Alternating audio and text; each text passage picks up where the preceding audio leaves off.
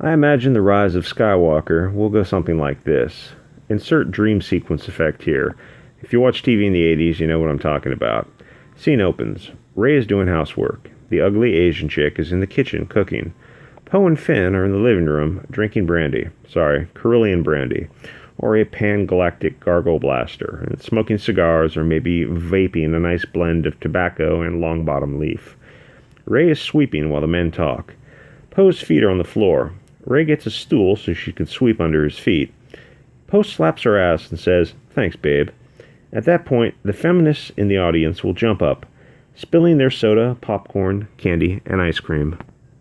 Well, I say jump up, but I mean struggle to unwedge their fat asses from the theater seats, raise their pudgy little fists, and through the mouthful of junk food, Reeee loudly at the screen. Some will overheat and stroke out. Others will loudly claim to be literally shaking right now. Obese lesbians will fall to their knees and scream no repeatedly into the void. Of course they will need help getting up because 300 pounds won't lift itself. Then they will storm out of the theater, then waddle back in to pick up the candy they dropped. The ones who are still literally shaking from the hate crime they just witnessed will have to pop a few benzos and quickly find the nearest bar where they can down several glasses of white wine. Or skinny girl martinis. Their girlfriends will remind them that skinny girl drinks reinforce the patriarchy and perpetuate cis-hetero-capitalist power structures and aren't intersectional because it's not body diverse and trans woman inclusive. But Brenda will be drinking too fast to care, her chubby fingers flying over her iPhone with her Resist Capitalism sticker on the back. Twitter will be popping. Soon, hashtag Resist Star Wars will be trending. The hacker known as 4chan will get a hashtag going. The Empire did nothing wrong.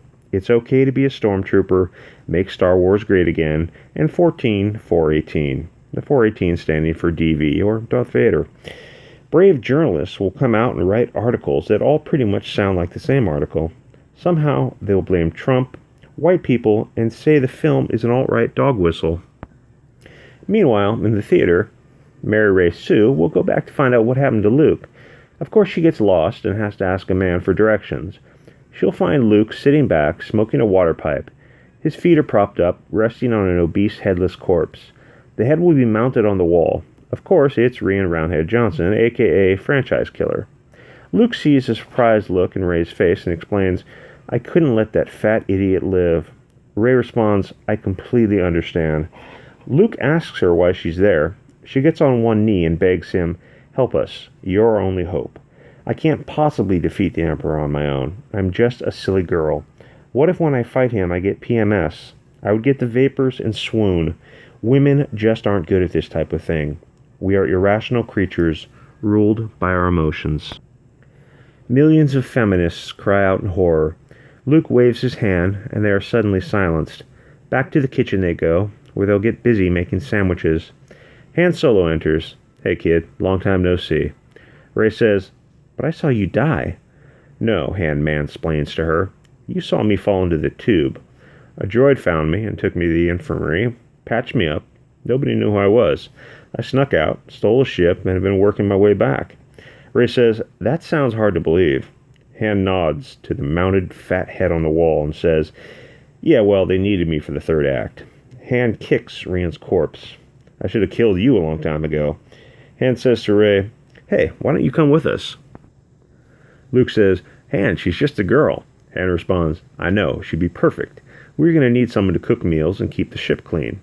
Ray thanks them, but reminds Han and Luke that she is pregnant with Poe's baby, and that Rose Tico is also pregnant with Finn's baby. Han looks puzzled for a second. "Rose Tico?" Luke explains that it's the ugly chick. Han nods wisely. "Yeah, I guess we don't need her.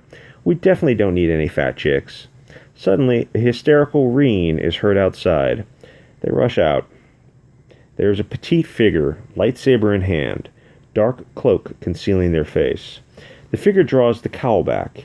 It's Darth Sarkeesian, Lord of the PMS. Han asks who she is. Luke explains it's a tired old thought who hit the wall 10 years ago. Anita raises her saber, glares at Luke, and asks him what his pronouns are. Han looks confused. His what? Luke raises his own sword. "My pronouns are thought begone." Battle ensues. Reeee offers Darth Sarkeesian some Midol. Anita says that PMS isn't intersectional, not to be such a damn turf. Besides, it's stunning and brave to free bleed. Both Han and Reeee look nauseated. Anita screeches at Luke. How dare you attack a woman? Luke cuts off her hand. She screams, "Damn you, patriarchy."